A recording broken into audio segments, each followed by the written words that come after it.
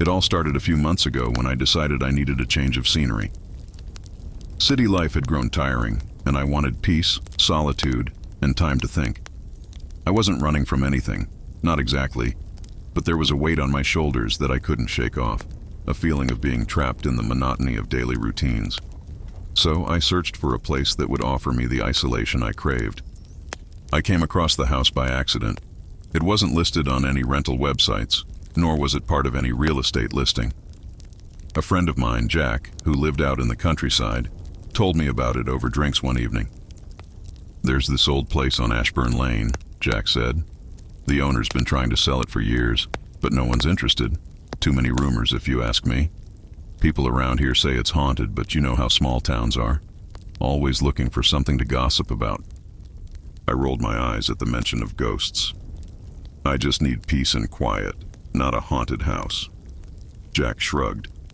"Well, if you're looking for quiet, you'll definitely find it there. The place is out in the middle of nowhere, surrounded by woods. You could scream, and no one would hear you." He grinned as he said this, clearly trying to spook me, but I wasn't fazed. In fact, the idea of complete isolation sounded perfect.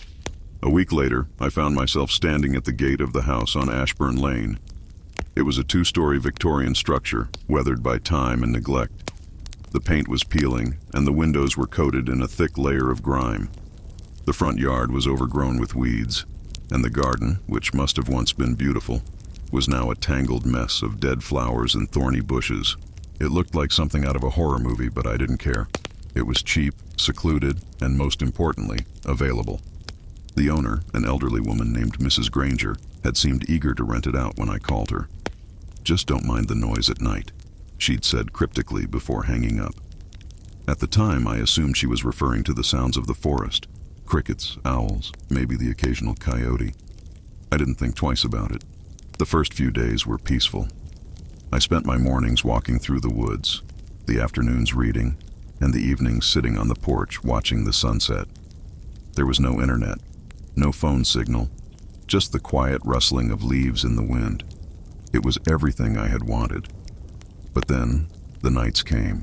The first night it happened, I was woken by the sound of footsteps upstairs. At first, I thought it was my imagination, a leftover fragment of a dream. But as I lay there in bed, staring up at the ceiling, the footsteps continued, slow and deliberate, like someone was pacing back and forth in the room above me. I sat up, my heart racing. I was alone in the house. There shouldn't have been anyone else there. I grabbed the flashlight from my bedside table and crept out of the room, my bare feet padding softly against the wooden floor. The house was deathly quiet, save for the occasional creak of the floorboards beneath me. As I reached the staircase, I hesitated. The footsteps had stopped. For a moment, I wondered if I should just go back to bed, write it off as the house settling. But curiosity got the better of me. I slowly ascended the stairs, my flashlight casting long, eerie shadows on the walls. The door to the room above mine was slightly ajar, and as I approached, I felt a chill run down my spine. I nudged the door open with the tip of the flashlight and shined the beam into the room. Empty. There was nothing but dust-covered furniture and a few cobwebs hanging in the corners. I let out a breath I hadn't realized I'd been holding and turned to leave. That's when I heard it. The unmistakable sound of whispering. Faint, barely audible, but definitely there. I froze, my heart pounding in my chest. The whispering was coming from behind me, from the empty room I had just inspected. Slowly, I turned the flashlight back towards the room, but there was no one there. The whispering grew louder, more insistent, but I couldn't make out the words. It sounded like multiple voices speaking all at once, overlapping in a chaotic, unintelligible murmur. Panicking, I bolted down the stairs and back into my room, slamming the door behind me. I crawled under the covers, trying to convince myself that it had been a trick of the wind, the house's old pipes, anything but what it actually was. But the whispering didn't stop. It followed me, seeping through the walls, through the floor, filling the room with its maddening presence. I barely slept that night. The next morning, everything seemed normal again.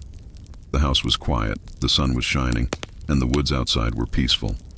I almost convinced myself that the previous night had been a dream, some product of my overactive imagination. but deep down I knew something was wrong with the house. I spent the day trying to distract myself. I went for a long walk in the woods, hoping the fresh air would clear my mind. But when I returned to the house in the late afternoon, I found something that made my blood run cold. The front door, which I had locked when I left, was wide open. My first thought was that someone had broken in. But as I cautiously entered the house, I found no signs of forced entry. Nothing had been disturbed. It was as if the door had opened on its own. I tried to brush it off, but a creeping sense of unease settled over me. That night, the footsteps returned. They were louder this time, heavier, as if someone, or something, was stomping across the floor above me. I lay in bed, paralyzed with fear, listening as the footsteps grew closer and closer, until they stopped right outside my bedroom door. I held my breath, waiting for the door to creak open, but it never did. Instead, the whispering began again, more frenzied than before. The voices seemed angry, desperate, like they were trying to tell me something, but I couldn't understand. I covered my ears, trying to block out the sound, but it was no use. The whispering was inside my head now, echoing in my mind like a horrible, unshakable nightmare. I don't remember falling asleep that night. But when I woke the next morning, something had changed. The air in the house felt heavier, oppressive, like the walls were closing in on me. I couldn't stay there any longer. I needed to leave. But when I tried to open the front door, it wouldn't budge. No matter how hard I pulled, the door remained firmly shut, as if some unseen force was holding it closed. Panic set in. I ran to the back door, but it was the same. I was trapped. The days that followed were a blur of terror. Every night, the footsteps grew louder, the whispering more frantic. The house seemed to come alive, groaning and creaking as if it were breathing. Shadows moved in the corners of my vision, always just out of sight, and I began to feel a constant presence around me, something watching, waiting. One night, as the footsteps once again approached my bedroom door, I finally broke. I threw the door open, flashlight in hand, ready to confront whatever was haunting me. But there was nothing there. Just the empty hallway, stretching out before me. And then, I heard it. A single word, clear and unmistakable, whispered in my ear. Leave. It was the first time I had understood the voices, and it filled me with a cold dread. The house didn't want me there. It had been trying to warn me all along. The next morning, I packed my things and fled. I didn't care about the door or the fact that I had no phone signal. I just ran, through the woods and down the long, winding road until I reached the nearest town. I never went back to the house on Ashburn Lane, and I never told anyone what really happened there. But sometimes, late at night, I can still hear the whispering, and I know the house is still waiting.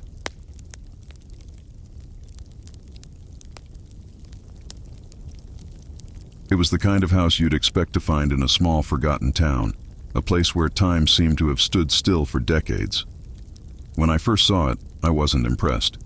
The brick was crumbling, the windows were cloudy with dust, and the overgrown yard gave it a forlorn, abandoned look. But something about the house at the end of Briar Street intrigued me. Maybe it was the price, an absolute steal, or the idea of fixing up an old place with character. I don't know. What I do know is that I wish I had never walked through those doors. My name is Sarah Nolan, and I had just turned 28 when I bought the house. I had been searching for a place to call my own for months, sick of city apartments and paying rent. The house was perfect, or so I thought. A 2-story, 4-bedroom Victorian with a wraparound porch and tall ceilings. Sure, it needed some work, but I wasn't afraid of a challenge. I figured a few months of renovations, and I could turn it into something beautiful. I moved in late August, just as the summer heat began to wane. My first night in the house was uneventful. I slept on an air mattress in the living room, surrounded by boxes and paint cans, exhausted from the move. I remember lying there, listening to the creaks and groans of the old house settling, feeling content and excited for what was to come. But by the second night, I knew something wasn't right. It started with small things, barely noticeable at first. A door that I was sure I had closed would be open when I came back. Objects would go missing, only to reappear in strange places. I chalked it up to forgetfulness, the chaos of moving. But then there was the room at the end of the hall. It was the only room I hadn't entered yet. The door was stuck, the frame warped from years of neglect. I didn't think much of it at the time. I had plenty of other things to focus on: unpacking, painting, fixing leaky faucets. But every time I walked past that door, I felt a strange sense of unease, like something was watching me from the other side. One evening, after a long day of work, I decided to tackle the door. Armed with a hammer and a crowbar, I pried it open. The door gave way with a groan, revealing a room that was eerily well preserved compared to the rest of the house. The walls were covered in faded wallpaper, the furniture still arranged as if someone had just stepped out. A small bed, a dresser, and an old rocking chair sat by the window, coated in a thin layer of dust. The room had a strange smell, musty, but with something else, something metallic. I couldn't place it. I stood in the doorway for a long moment, taking it all in. It felt wrong, like the air was heavier in there, thick with something I couldn't see. I quickly closed the door and told myself I would deal with it later. But from that night on, things got worse. The sounds started. Footsteps in the hall when I knew I was alone, soft creaking as if someone was rocking in the chair at the end of the hall. At first I thought it was my imagination, or maybe even the house settling. But then the dreams began. Every night I would dream of the room at the end of the hall. In the dream, the door was always open, and I could see the rocking chair moving on its own, the sound of its creaking filling the air. And every night I would wake up at exactly 3:15 a.m., my heart pounding, my body covered in a cold sweat. The house would be silent, but I could feel it. Something watching, waiting. I tried to ignore it. I kept myself busy with renovations, doing everything I could to avoid thinking about that room. But the more I tried to ignore it, the worse things became. I sat up in bed, my pulse racing, and listened. The whispers were clearer now, but I still couldn't make out the words. They were soft, like someone was standing just outside my bedroom door, speaking in a hushed tone. I grabbed the flashlight from my bedside table and swung my legs over the side of the bed. I hesitated for a moment, every instinct in my body screaming at me to stay put, to ignore it. But I couldn't. I had to know what was out there. I crept to the door, my heart pounding in my chest, and slowly opened it. The hallway was dark, the only light coming from the moon filtering through the dusty windows. The whispers had stopped, replaced by a deep, unnerving silence. I stood there for a moment, scanning the hallway with my flashlight, but there was nothing, just the empty corridor stretching out before me. I let out a shaky breath and turned to go back to bed when I heard it. A creak, like the sound of a rocking chair moving back and forth. The sound was coming from the room at the end of the hall. I froze, my body tense, every hair on the back of my neck standing on end. The rocking continued, slow and rhythmic, like someone, or something, was sitting in that chair, gently swaying back and forth. Summoning every ounce of courage I had left, I made my way down the hall, flashlight in hand. The door to the room was slightly ajar, just enough for me to see inside. The chair was rocking, just as I had dreamed, but there was no one in it. I reached out and pushed the door open. The rocking stopped. The room was exactly as I had left it, untouched by time. But now there was something else. A coldness that seemed to seep into my bones. I stood in the doorway, my flashlight casting long shadows on the walls, and for the first time I felt a deep, overwhelming sense of dread. Something was in that room, something unseen, but undeniably there. I backed away, closing the door as quickly as I could, and ran back to my bedroom. I didn't sleep that night. The next morning, I called a locksmith and had the door to that room sealed shut. I couldn't bear the thought of opening it again. But even with the door sealed, the house didn't feel right. The whispers continued, and every night, without fail, I would wake up at 3:15 a.m., my heart racing, the sound of the rocking chair echoing in my mind. Eventually, I couldn't take it anymore. I packed my things and left the house, abandoning my plans to renovate. I don't know what was in that room, and I don't want to know. All I know is that I'll never go back. But sometimes, late at night, I can still hear it, the sound of the rocking chair, creaking back and forth, as if waiting for someone to return.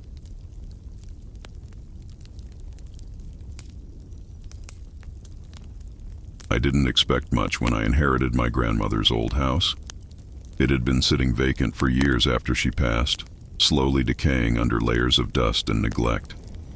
My family wanted nothing to do with it, so when the house was left to me, I figured I would sell it as quickly as possible. But first, I had to go through her things, clear out what was left, and assess the condition of the place. That's how I ended up spending a weekend in the small, creaky house that sat on the edge of a sleepy little town no one ever talked about. The house itself was unremarkable. A modest two-story with faded yellow paint and overgrown shrubs lining the front porch. The kind of place that looked charming in the past but now felt eerie and forgotten. As I unlocked the front door and stepped inside, the familiar scent of must and old wood hit me, bringing with it a flood of childhood memories. I used to visit my grandmother here during the summers when I was little, but the house seemed much smaller and darker than I remembered.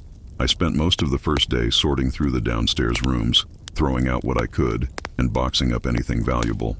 The house had been stripped of most personal items long ago, leaving behind only furniture, dusty books, and a few odd trinkets. It wasn't until late in the afternoon that I finally ventured upstairs to the attic. The door to the attic was hidden behind a bookshelf in one of the bedrooms, an odd architectural choice that had always intrigued me as a child. I had never been allowed to go up there. My grandmother had been very strict about that. "Nothing up there but old junk," she'd say whenever I asked. But now that I was older and had free reign of the house, I couldn't resist the urge to explore. I pulled the bookshelf aside, revealing the narrow wooden staircase that led up into the attic. The stairs creaked under my weight as I climbed, each step sending a shiver of anticipation through me. When I reached the top, I hesitated for a moment before pushing open the attic door. The room was small and dimly lit by a single dusty window that barely let in any light. Old trunks and boxes were stacked haphazardly around the space, and a thick layer of dust covered everything. But what caught my eye immediately was the large, ornate mirror leaning against the far wall. It was massive, easily over 6 feet tall and framed in dark, intricately carved wood. The glass was clouded with dust, but I could still see the faint reflection of the room behind me. I approached it slowly, my footsteps muffled by the dust-covered floorboards. I had no memory of the mirror being in my grandmother's house. It seemed too grand, too imposing for a place like this.